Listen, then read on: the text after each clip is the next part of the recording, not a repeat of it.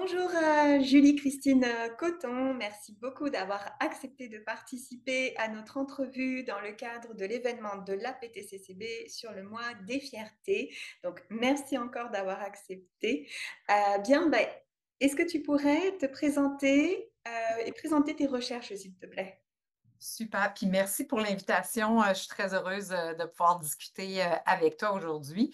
À la base, moi, je suis psychoéducatrice. Je suis membre de mon ordre aussi.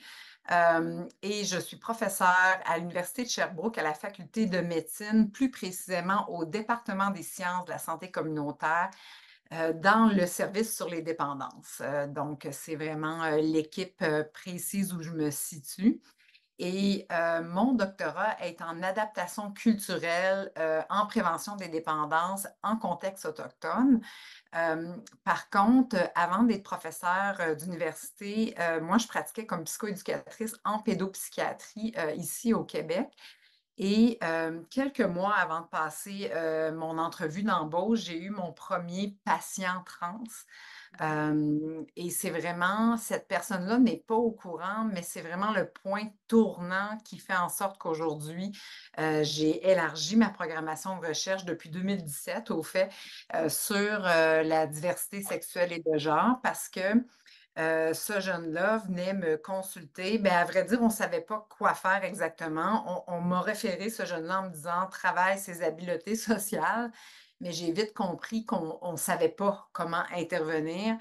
Donc, je faisais face à un jeune qui était vraiment en détresse. C'était très inquiétant. La maman de cet enfant-là était en deuil de sa fille parce que ce jeune-là s'identifiait garçon et le papa ne voulait plus lui adresser la parole. Et puis, quand je faisais des appels dans ma région pour connaître les ressources, c'était ultra limité. Les parents n'avaient pas de moyens pour aller chercher un suivi en psychologie, par exemple, au privé.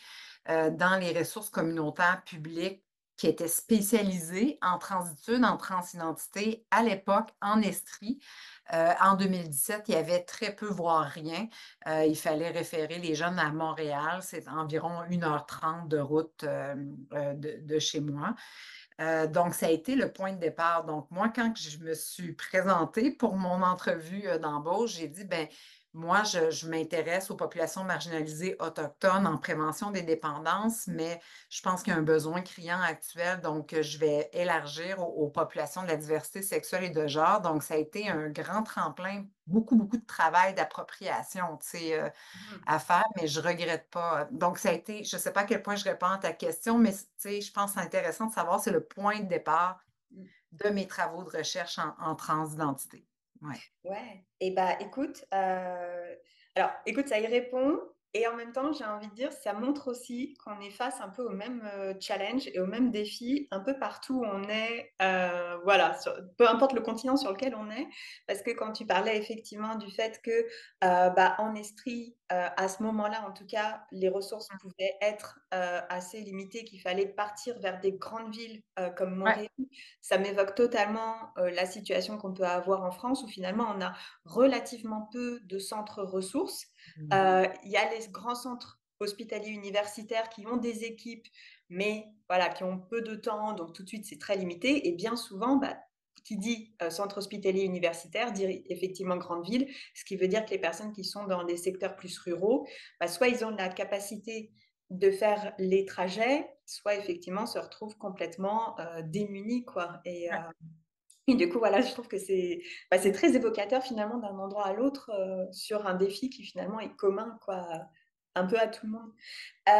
Dis-moi justement par rapport bah, à ce que tu évoquais là tantôt. Donc là, tu nous parlais comment finalement tu étais arrivé vers ton sujet de recherche.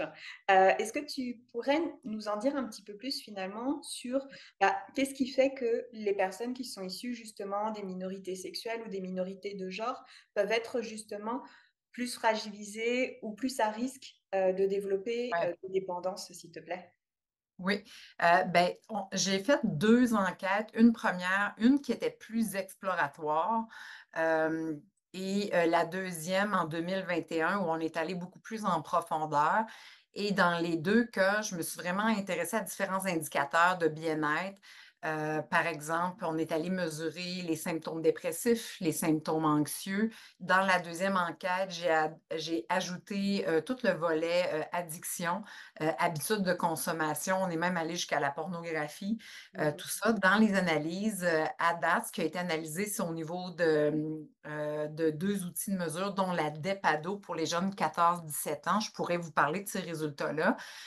Mais dans les deux cas, ce qui ressortait premièrement, c'est au niveau des taux de dépression puis d'anxiété. Il y avait vraiment quelque chose de préoccupant. Là, je me suis fait des petites notes ici, là. Par exemple, on a isolé, dans la deuxième enquête, il y a un volet quantitatif auprès de 1283 participants. Donc, on a pu faire plein d'analyses statistiques avec des sous-groupes. Et on a aussi fait des groupes de discussion où est-ce que, par exemple, on s'assoyait avec des parents d'enfants trans, avec des jeunes LGBTQ+, des adultes, tout ça. Donc, pour le volet quanti, pour la dépression, par exemple, au moment de l'enquête, parmi 334 jeunes de 14-19 ans, il y en avait 87,2 qui atteignaient ou dépassaient le seuil clinique de dépression au moment de l'enquête. Puis, mettons qu'on parle juste de dépression sévère, là, pour les jeunes trans, il était 41,3 à indiquer dépression sévère au moment de l'enquête versus 20,2 chez les jeunes de la diversité sexuelle uniquement. Donc, on a vu que l'ensemble des jeunes LGBTQ+, semblaient vulnérables au niveau de la santé mentale, mais particulièrement les jeunes qui n'étaient pas cisgenres, les jeunes trans ou non-binaires, puis même les jeunes en questionnement. Puis on avait des constats similaires au niveau de l'anxiété. Puis après, on est allé voir, est-ce qu'on peut, on a fait des analyses inférentielles, est-ce qu'il y a des liens avec le stress minoritaire? Puis oui, il y avait vraiment différents liens. Puis c'est sûr que c'est un devis transversal. Il y a un seul temps de mesure, donc on ne peut pas aller dire c'est un lien de cause à effet, mais c'est quand même une association qui parle beaucoup, d'où l'importance de faire des devis longitudinaux, là. C'est vraiment mon idéal pour une prochaine recherche. Mais tout ça pour dire qu'on a vu, par exemple, que chez les jeunes qui rapportaient significativement plus de dépression, ils étaient significativement plus dépressifs, significativement plus anxieux.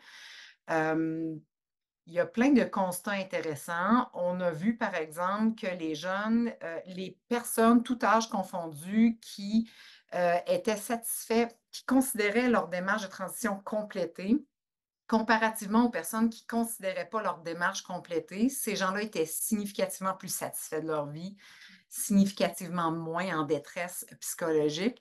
Le seul bémol, c'est que les personnes qui considéraient leur démarche complétée rapportaient beaucoup plus de discrimination. Dans nos hypothèses explicatives, c'est probablement le fait que ça rendait leur transitude visible. Donc, le fait d'avoir transitionné faisait en sorte qu'ils s'exposaient plus au stigma social. Puis bon, dans les dernières études que j'ai menées, on s'est attardé plus, par exemple, à la consommation. Puis, on est allé isoler un sous-groupe de jeunes, de 228 jeunes de 14-17 ans. On a utilisé la DEPADO, qui est un outil de dépistage pour voir à quel point la consommation semble à risque. Donc, il y a le feu vert où tout est beau. Il n'y a pas lieu de s'inquiéter. Il y a le feu jaune où il faut garder l'œil ouvert, puis le feu rouge, ça indique que des ressources spécialisées en traitement de l'addiction, ici on parle plus de dépendance, bref, seraient utiles. Et c'est quand même une bonne nouvelle parce que 88 de ces jeunes-là étaient en feu vert, ce qui est vraiment bien, tu sais. C'est sûr qu'il faut rester humble, là. C'est un échantillon québécois là, très précis, mais il reste que ça peut aider à nuancer le premier réflexe qu'on a de croire que ces jeunes-là consomment probablement vraiment plus ou de façon plus problématique.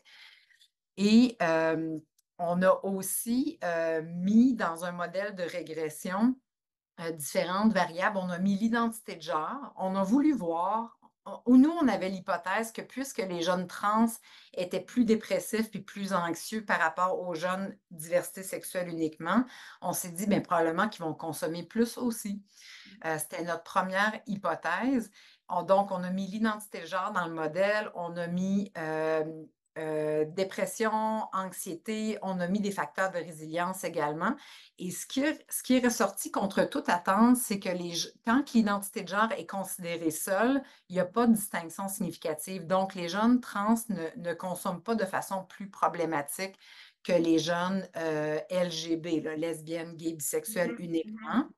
Fait que ça, c'est un premier constat. On a poursuivi les analyses, puis quand on entrait la discrimination dans le modèle, là, c'est devenu significatif, mais pas dans le même sens qu'on pensait. Donc, c'était le fait d'être cisgenre et de rapporter plus de discrimination qui prédisait une consommation plus problématique. Nous, on s'attendait à ce que ce soit les jeunes trans qui rapportaient plus de discrimination, qui allaient avoir une conso plus problématique. Mais c'est l'inverse, c'est les jeunes cisgenres en contexte de discrimination qui consomment de façon plus problématique. Donc, nous, on a jasé avec nos comités consultatifs pour essayer de comprendre ce résultat un peu contre-intuitif-là. On est en train de rédiger l'article scientifique, on est encore en cours de réflexion par rapport à ça. Mais une chose est certaine, il y a des personnes trans qui nous disaient, mais en même temps, pour consommer, il faut avoir un certain réseau social aussi. Donc, on a l'hypothèse, est-ce que, par exemple, les jeunes qui rapportent plus de discrimination, qui sont trans, sont peut-être plus isolés, sont peut-être plus en mode survie, mais pas nécessairement vont pas nécessairement utiliser la consommation en premier lieu comme stratégie de coping. Donc, c'est un résultat clairement qui mériterait d'être approfondi en groupe de discussion, par exemple, avec ces jeunes-là. Mais c'est quand même, encore une fois, intéressant parce qu'on a souvent des préjugés comme quoi c'est beaucoup plus problématique chez les personnes trans. Dans notre échantillon, ce n'est pas le cas. Puis, ce qui est bon à savoir, c'est que les jeunes qui rapportaient des plus grands sentiments d'appartenance communautaire, une meilleure fierté, c'était vraiment positif par rapport à la consommation, surtout pour l'appartenance communautaire. Plus ils rapportaient un bon sentiment d'appartenance communautaire, de réseauter avec des pairs trans, des pairs non-binaires, d'aller dans des groupes de discussion, par exemple, puis moins la conso était problématique. Mhm. Donc, c'est nos petites découvertes en ce moment. Donc, c'est ça. Je m'intéresse vraiment au stress minoritaire, les facteurs externes de discrimination, les éléments visibles qui viennent de l'extérieur, mais je m'intéresse aussi aux facteurs internes comme la transphobie internalisée. Je m'intéresse aussi à la dissimulation. Par exemple, on a vu que les jeunes qui dissimulaient l'expression de leur genre en fonction des contextes sociaux, ils vivaient moins de discrimination parce qu'évidemment, ils s'adaptent. Par contre, c'est des jeunes qui étaient significativement plus en détresse psychologique.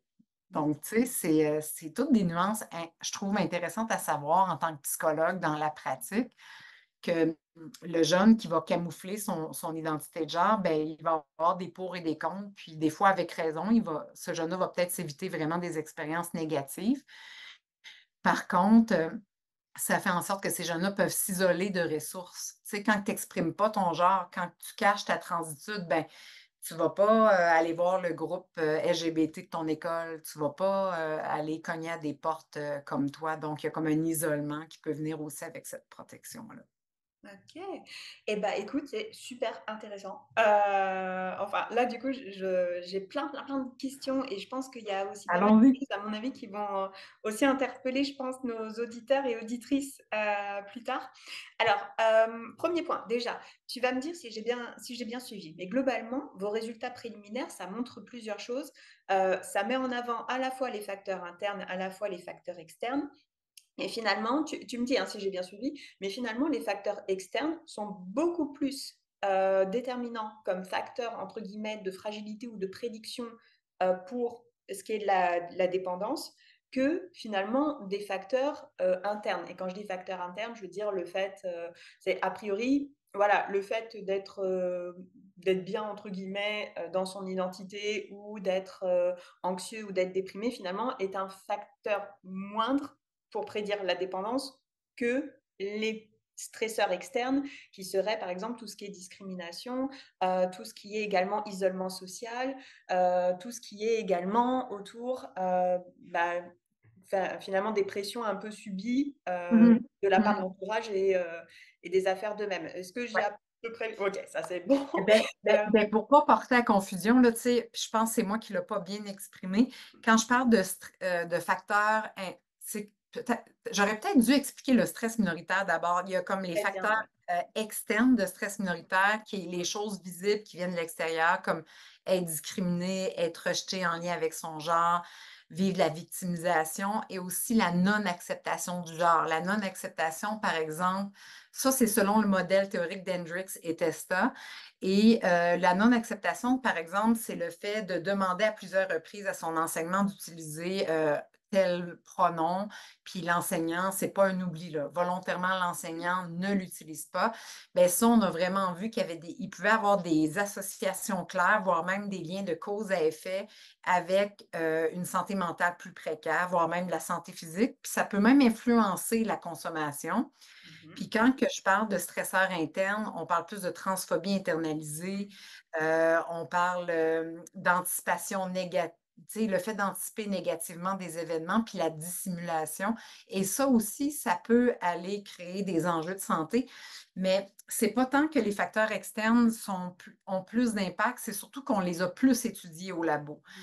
Et dans la littérature en général, on s'attarde plus à la discrimination, aux facteurs externes pour l'instant, mais il y a de plus en plus des liens clairs entre la dissimulation puis la détresse psychologique, entre la transphobie internalisée puis des indices d'idées suicidaires, par exemple. Euh, mais ce que tu disais est vrai, dans le fond, c'est on réalise que c'est pas tant le fait d'être déprimé que le fait de vivre la discrimination qui peut venir influencer la consommation. À vrai dire, c'est encore à être clarifié au sein de la littérature, puis dans mes propres travaux de recherche. Euh, Est-ce que c'est plus, par exemple, le fait d'être déprimé ou le fait d'être discriminé? Et le fait d'être déprimé est peut-être lié au fait d'être discriminé. Donc, il y a vraiment comme des nuances à aller chercher encore dans les travaux, mais une chose est sûre, en clinique, ça s'approfondit super bien avec les personnes. Quand l'alliance est tissée, là, ça peut être intéressant de l'approfondir.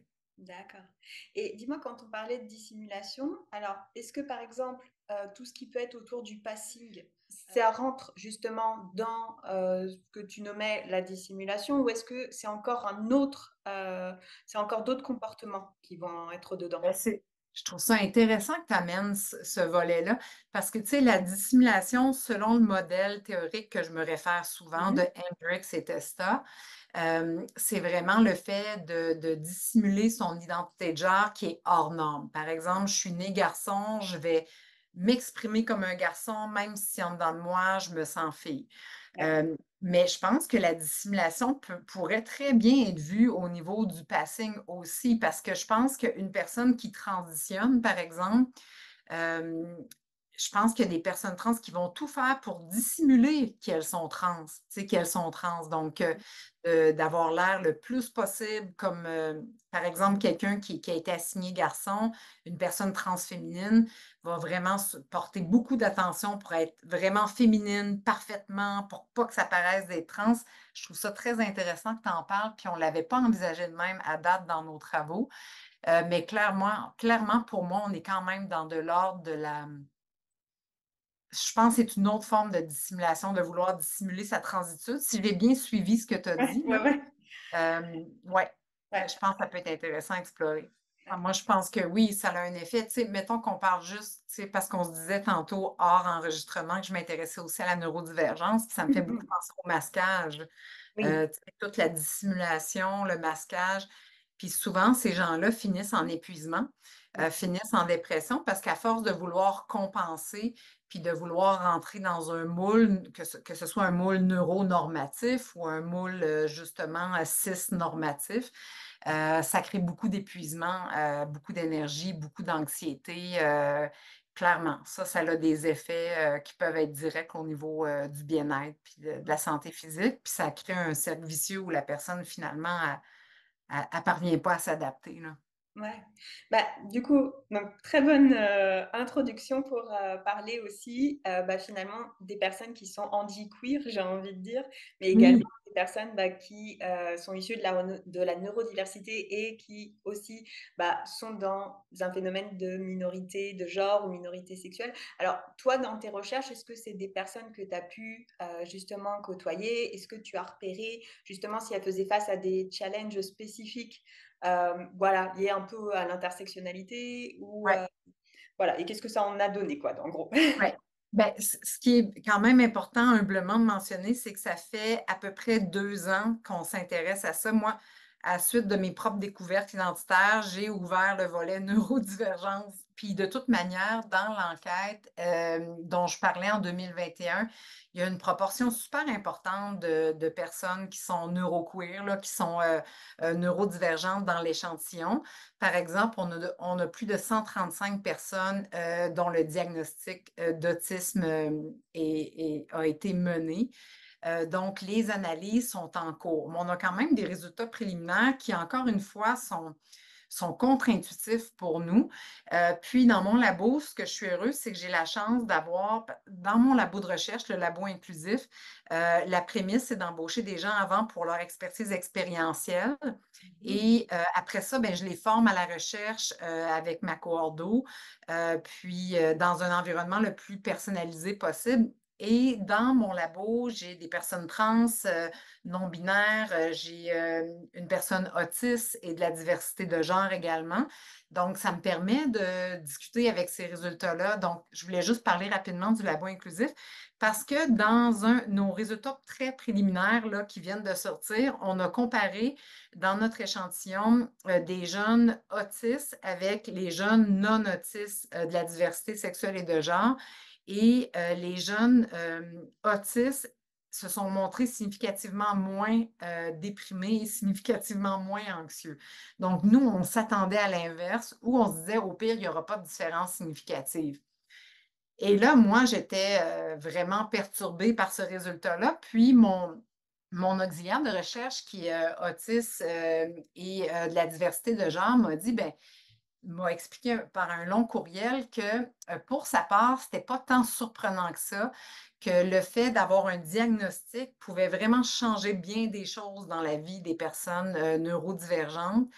Euh, Puis que le fait de se savoir autiste, ça met des mots, ça donne accès à des ressources. Tu sais, je pense que c'est la même chose pour vous. Quand tu as le diagnostic, tu as accès à différentes mesures d'aide, d'adaptation, possiblement en milieu de travail. Je ne dis pas que c'est toujours simple à mettre en place dans les faits. Donc, l'hypothèse de cette personne auxiliaire de recherche-là font quand même du sens. Mais on est clairement en train d'essayer de regarder d'autres variables, possiblement confondantes, pour aller vraiment tirer un portrait clair. Et on ne met pas de côté la possibilité de faire un groupe de discussion avec des personnes autistes et queer pour regarder selon elles, comment on peut expliquer ça. Mais dans les faits, c'est une bonne nouvelle, hein, qu'ils soient Mmh. significativement moins en détresse, là. Mais on ne s'attendait pas à ça. Puis j'en ai parlé avec une collègue professeure qui est autiste elle-même. Puis elle aussi, là, le premier réflexe, c'est de me dire, ben, allez vérifier, il doit y avoir une erreur dans les données. Puis là, on est allé vérifier 2 fois, puis tout est sur la coche, comme on dit en bon québécois. Euh, donc voilà, il va falloir qu'on fouille la littérature là-dessus, s'il y a d'autres chercheurs qui ont des résultats qui vont dans ce sens-là. Puis je pense que le groupe de discussion va être une option vraiment intéressante. Puis on va aller explorer d'autres données. Fait que c'est ça. Dans le labo, c'est là que je suis contente d'avoir des gens concernés pour réfléchir à ça avec moi, là. Mm. Mmh. Super et du coup, je me posais aussi une question. Est-ce qu'éventuellement, il peut y avoir un effet un peu générationnel?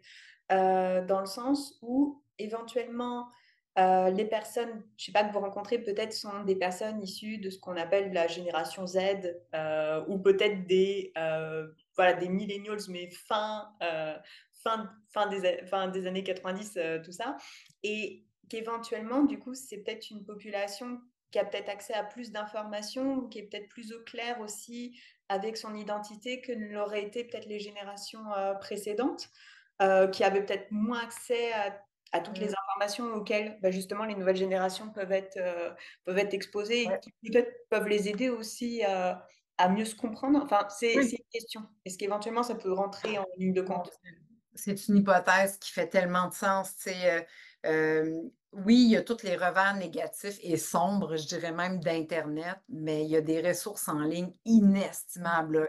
Au niveau de la diversité, neurodivergence, là, il y a des blogs super puis il y a de plus en plus de postures, critiques du handicap Mmh. qu'on voit poindre, là, tu sais, on est en train de faire une recension justement de ça, des outils en ligne qui parlent d'une approche neuroaffirmative, tu sais, au même titre que l'approche transaffirmative, qui est d'accompagner les personnes trans à mieux se connaître, à mieux affirmer leur genre, ben, l'approche neuroaffirmative, c'est dans cette même lignée-là, c'est de voir la neurodivergence comme un élément parmi d'autres de la neurodiversité, puis que dans le fond, ben, c'est l'environnement autant que la personne qui doit être en mouvement puis s'adapter par rapport à ça. C'est le fait de ne pas hésiter à affirmer sa différence et à dénoncer aux besoins des environnements qui sont neuronormatifs, parce que c'est omniprésent au même titre que les environnements cisnormatifs puis hétéronormatifs. Euh, donc, moi, quand j'ai élargi à la neurodivergence, j'ai eu moins de travail à faire que quand j'ai élargi à la diversité de genre parce que le stress minoritaire, là, il est énormément étudié aussi en neurodivergence et il y a des lieux vraiment communs avec la diversité sexuelle et de genre. On voit vraiment des liens chez les personnes autistes entre le fait d'être discriminées puis la santé mentale. La dissimulation, tout ça, il y a vraiment beaucoup de lieux communs avec le stress minoritaire. Puis, tu parlais d'intergénérationnel. J'ai le goût d'ajouter la petite nuance qu'on a découvert.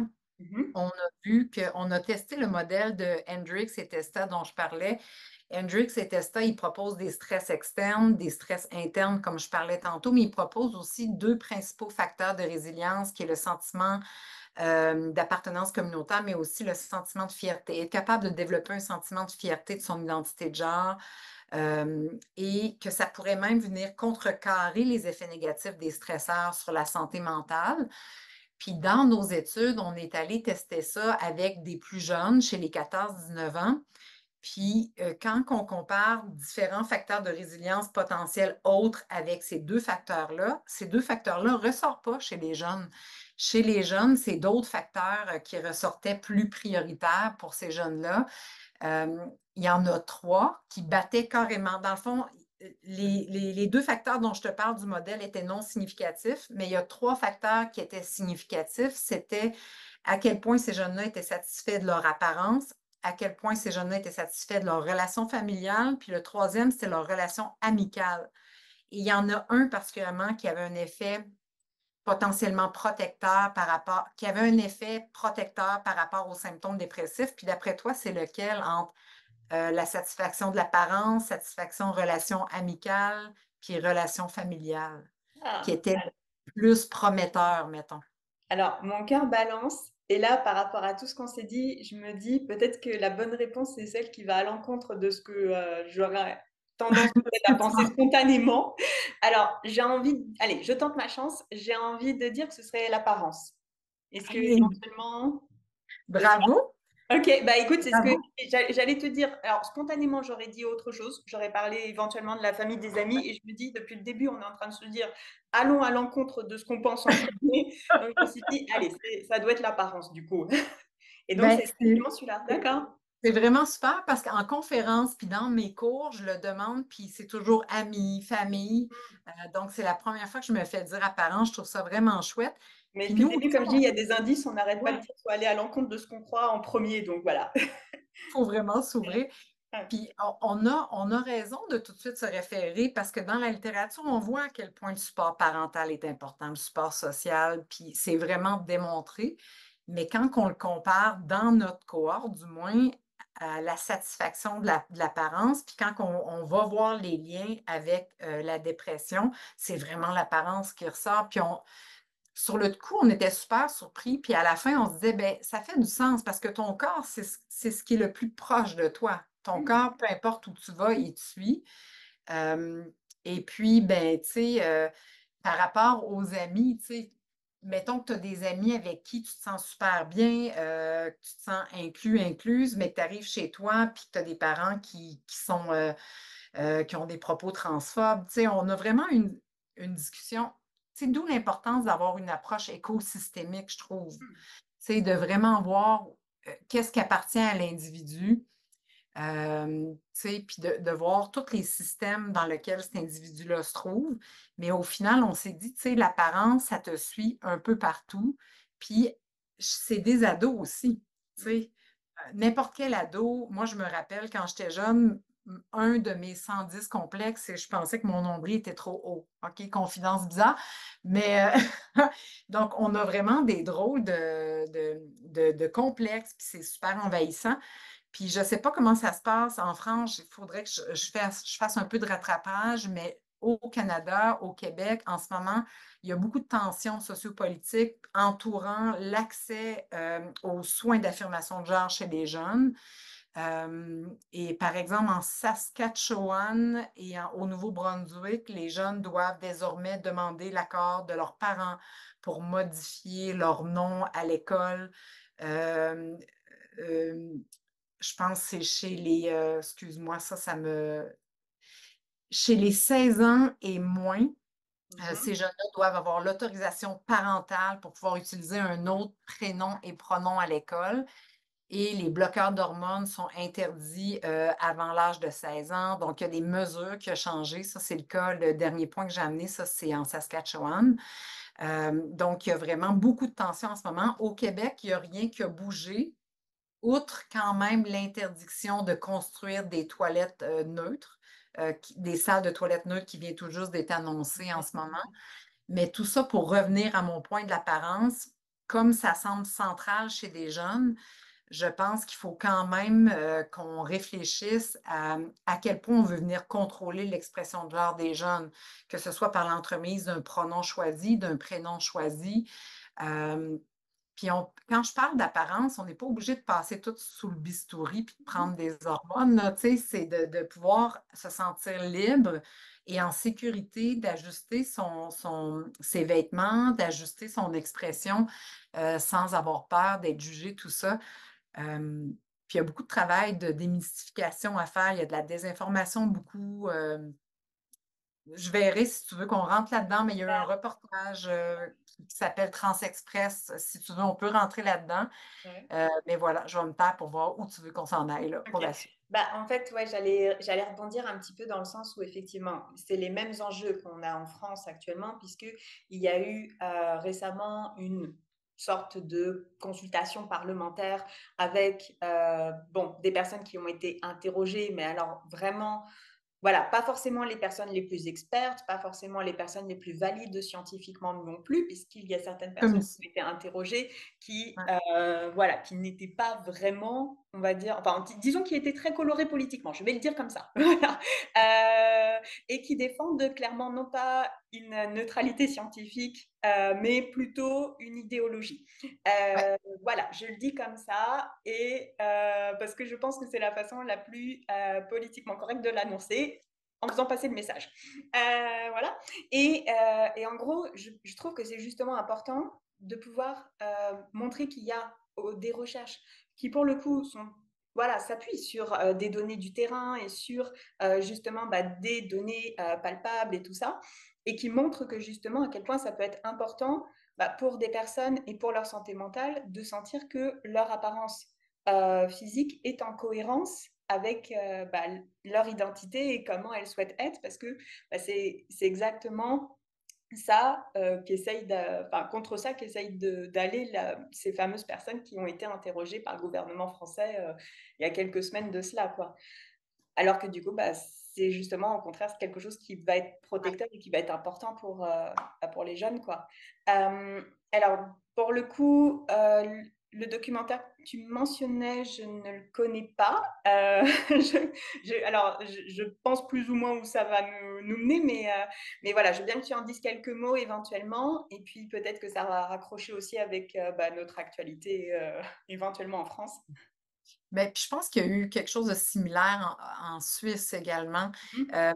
Ben, Transexpress, le nom le dit un peu de l'orientation. Ben, tu sais, ce qui est dommage, je vais essayer d'être quand même une synthèse. C'est un reportage que pour les gens de la population avec une connaissance moyenne de la Mhm. transitude, après le reportage, tu te sens informé. Mais dans les faits, il y a vraiment des angles qui ont été quand même, tu sais, on axe énormément dans ce reportage-là sur les jeunes qui détransitionnent, les jeunes qui choisissent de ne plus transitionner. Et on met énormément l'accent sur le regret de ces jeunes-là et on fait des reportages sur à quel point ça l'a rendu, ça l'a nuit à leur vie, à leur santé, tout ça. Mhm. Mhm. Donc, ces jeunes-là existent, ce vécu-là, il est valide, mais en aucun cas, le reportage se positionne et mentionne clairement que c'est une très petite minorité de jeunes. Donc, on parle d'à peu près 1% de toutes les jeunes trans. Donc, parmi le 2% de la population de personnes trans, c'est 1% à peu près de cette population-là qui vont détransitionner. Puis encore là, dans le livre que je vais publier, qui sort en librairie le 13 septembre prochain, il y a un chapitre sur la détransition, sur la discontinuation, puis on amène plein de nuances importantes. Donc oui, il y a des jeunes qui retournent en arrière parce qu'il y a des regrets, mais il y a des jeunes qui stoppent tout simplement pour reprendre 2 ans plus tard. Il y a des jeunes qui vont continuer d'être trans, mais qui vont décider de ne plus faire de l'hormonothérapie. Il y a Mhm. plein de cas de figure et on a axé dans ce reportage-là uniquement sur le regret, quand des études démontrent que plein d'autres possibilités. Il y a des jeunes, par exemple, qui subissent énormément de pression, qui finissent par dire, ben moi, là, d'ici à ce que je sorte de chez moi à ma majorité, j'arrête là, les traitements, je vais rentrer dans le moule, puis après ça, je vais retourner vers ça. Donc, il y a plus de nuances. Puis c'est ça qui manque en ce moment. Puis plus que jamais, ça met de la pression sur les professionnels qui Mhm. travaillent auprès de ces jeunes-là parce que il n'y a pas si longtemps que ça au Québec, les écoles se disaient, mon Dieu, il faut qu'on soit inclusif. Il y avait de la pression à être très, très inclusif, puis tant mieux. Et maintenant, je vois l'inverse. Les écoles qui sont trop inclusives se seront parfois pointées du doigt. Au Mhm. même titre que les professionnels, il y a une pression de comment il faut que je me situe avec ces jeunes-là. Est-ce que je vais contribuer à peut-être un regret énorme dans 2 ans si j'encourage cette personne-là à aller de l'avant? Donc, c'est comme il y a beaucoup de désinformation, il y a du sensationnalisme qui vient teinter l'autonomie professionnelle, qui vient mettre un peu de sable dans l'engrenage, puis il faut qu'on se rattrape, qu'on se rattache aux faits le plus possible. Puis malheureusement, oui, il y a des discours très idéologiques, très, tu sais, je pense qu'il faut qu'on retourne aux faits. Puis même dans la communauté scientifique, tout le monde ne s'entend pas. Tu sais, il y a beaucoup de travail à faire. Il y a des choses qui se passent. Je continue d'y croire, là, mais bref, je pense que ça peut faire un lien avec la clinique. S'il y a des intervenants, des psys qui nous écoutent en ce moment, puis que ça leur fait du bien d'entendre ça, ben, tant mieux. Il y a une pression que je pense que vous n'êtes pas seul à ressentir de il faut que je sois assez inclusif. Puis il y en a beaucoup aussi qui ont peur de nuire, mais rappelez-vous que la détransition et la discontinuation, c'est une minorité, puis que le regret est encore plus une minorité. Mhm. Cela dit, c'est un vécu important à adresser. C'est super important qu'on en parle des gens qui regrettent, mais il ne faut pas penser que c'est la majorité des personnes trans, là. Ouais. Et pareil, j'ai envie de dire peut-être que justement, alors encore une fois, moi je ne suis pas experte du domaine, loin de là, mais des quelques expériences que je peux avoir, des lectures que j'ai pu en faire, j'ai l'impression surtout qu'il faut plutôt parler un peu comme on parle du TSA, c'est finalement d'un spectre, dans Ouais, le sens où finalement, bah, il n'y a pas une espèce de monolithe d'un ouais, côté et de l'autre, mais plus bah, finalement tout un éventail avec des nuances certainement. Je pense qu'il ne faut pas oublier aussi que bah, transitionner peut avoir sauvé la vie de certaines personnes. Je pense que c'est aussi ouais, important de pouvoir le dire. Et après, pareil, le phénomène des détransitions, effectivement, j'en ai déjà entendu parler, mais plus dans des lectures autour notamment de populations anglo-saxonnes. J'en ai pas encore notion en France, mais en France, nous sommes beaucoup en retard, j'ai le sentiment aussi. Donc mhm, peut-être que c'est pour ça, peut-être que ça arrive, peut-être que ce phénomène-là sera plus connu plus tard. Mais après, je pense que, comme tu parlais effectivement du modèle finalement autour de tout ce qui est écosystémique, je me dis peut-être qu'il y a aussi des phénomènes de détransition qui sont peut-être motivés aussi par bah, justement des phénomènes plus macro que ouais, finalement, ou méso, et peut-être ouais. pas tant individuels si ça se trouve. peut-être qu'il y a des nuances aussi à regarder, à ce niveau-là. Voilà, comme je dis, je suis pas du tout experte là-dedans, donc c'est juste Non, des non, éléments. ça fait du sens. Les médias de masse, le volet macro, j'abonde dans ton sens. Puis en ce moment, je suis en train de monter une formation continue pour l'Ordre des psychoéducateurs et psychoéducatrices du Québec. Les psychoéducateurs rencontrent plus que jamais. On dirait qu'avec ce qui se passe dans les médias, je ne sais pas si ça vient alimenter, s'il y a un lien de cause à effet, là, mais il y a beaucoup plus de parents qui ne s'entendent pas. Par exemple, tu as un jeune de 13 ans qui veut consulter un psychoaide en lien avec sa détresse puis sa transition. Ben, par exemple, la maman va dire non, le papa va dire oui, donc les parents ne s'entendent pas. Ou encore, le jeune veut transitionner, les parents sont contre parce qu'ils s'inquiètent avec tout ce qui se passe dans les médias sur le bien-être du jeune. Mmh. Donc, en ce moment, là, les personnes psychoéducatrices au Québec, puis j'imagine que c'est de même pour d'autres types de relations d'aide, là, ils ont besoin de guidance. Bien, qu'est-ce que déontologiquement je peux faire? Tu sais, les gens ont peur. Puis ça, je trouve ça dommage. Puis, tu sais, je trouve ça important d'investir justement dans la formation continue, de dire, bien, de départager les choses entre le social, le politique, l'éthique, ce qui est légal, parce que ce qui est légal n'est pas toujours éthique, ce qui est éthique n'est pas toujours légal. Puis les bases déontologiques, là, tu sais, vraiment, puis de départager, puis de justement graduer l'intervention. Parce que tout n'est pas noir et blanc, puis il y a des parents qui ont besoin juste des fois d'être rassurés, d'être informés, d'être entendus, parce que avoir un jeune qui est trans, là, c'est un choc, puis ils ont le droit d'être en choc, tu sais. Fait que je ne veux pas m'égarer du sujet, mais je suis d'accord avec le continuum dont tu parles.